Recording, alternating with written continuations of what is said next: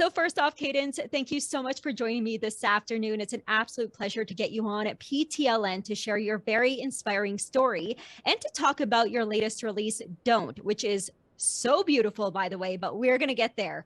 But first, you are formerly the lead singer of the country trio Runaway Angel, and you spent a majority of your life chasing and fulfilling your musical dreams. However, back in 2018, you got a surprise leukemia diagnosis that really shook your world and it put a pause on your musical career. But now you're back, you are resilient, you are being called the comeback kid, and rightfully so. And now, before we talk about Don't, I would love for you to share with us more about your inspiring story and how did this life experience shape who you are as a musical artist today, and how do you feel it will shape your music career in the future? For sure. I mean, obviously cancer is such a shock, and I think it shifts your perspective very quickly, and suddenly you kind of just start seeing what is really important and what doesn't matter.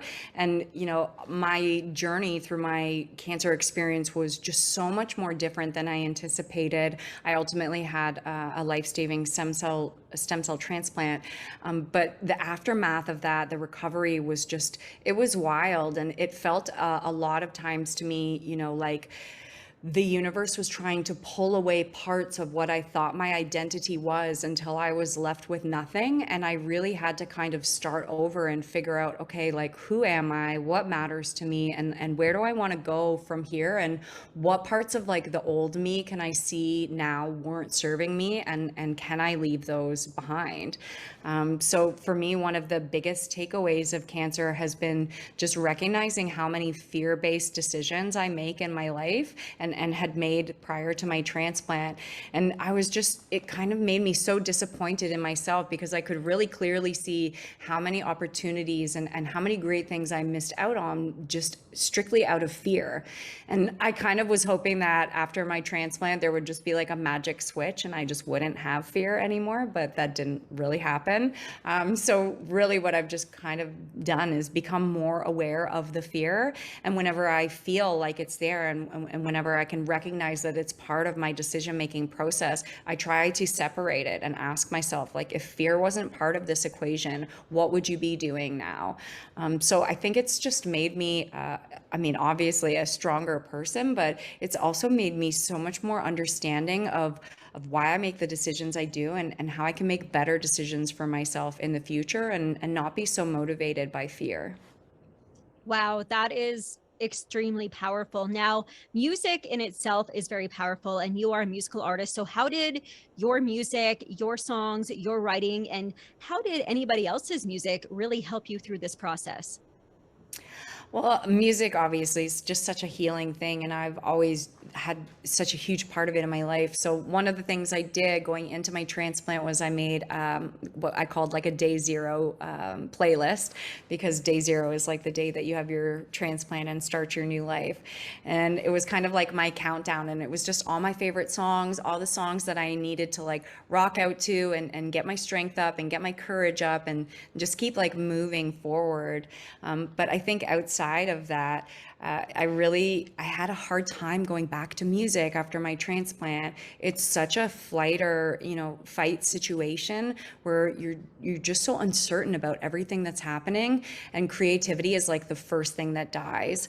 So I really kind of honestly stayed away from music for a while after my transplant. I didn't even like listen to music or anything. I just separated myself from it and I let myself feel what my life was like without music, not just without creating, but without like listening to it and without having it as a daily part of my life, until I kind of could move through the trauma and the challenges that I faced in recovery and get to a point where I could embrace music again. And I honestly wasn't sure if I was going to go back to music. I thought maybe I would be called to do something else in my second life, but eventually it just came crawling back and called me right back to keep doing what I was doing. Well, we are so happy to have you back. So, how are you staying creative now? I'm writing with all kinds of different people and investing in like the stories of everyone. I think it's such a really cool idea that we all have stories, and not everybody gets to tell their stories, and not everybody gets a chance to have that voice. And I'm really trying to write with different people and figure out like, what is your story? How can we tell your story? Because I mean, I've been telling my story for years, and I know people like my music, but I think it would be so cool to bring other people's stories to the forefront. So one of the first things I did was I wrote a song with my parents. I wrote Don't with my parents. And it was just such a cool experience. You spend so long as a writer going to Nashville and writing with these established writers and published writers, thinking like that's what's going to get you hit songs. But I just kind of wanted to move away from that aspect of it, and look at who can I write a song with that's different, and what kind of story can they give me. That is so cool. I love that so much. Now, we do have to talk about your song, Don't Hear. So it is so wonderful to have new music from you, by the way. I love it. Don't. It came out in June and it's bold. So you said that you wrote it with your parents. And what I got out of it, it's this beautiful song about someone saying, you gotta let me go. I've moved on. You also need to. And I love it. So tell us more about this song. Yeah, it was definitely inspired by an ex who regularly reaches out, even though it's been about 10 years. And, I didn't originally write the song in any kind of like snarky way, but just I really loved the concept of, me being in like a different place, and maybe they're not there. And, it's so easy to be in a relationship, and kind of once you're out of it, you want to close that door, but maybe they keep like calling you or whatever, and you keep getting pulled back in. And I wanted Don't to kind of be an anthem to like when you're at that point where like, no, I'm done. Like the door is closed, and like I got someone new, but you don't. And just kind of, yeah, like a sassy little like throw it back in your face.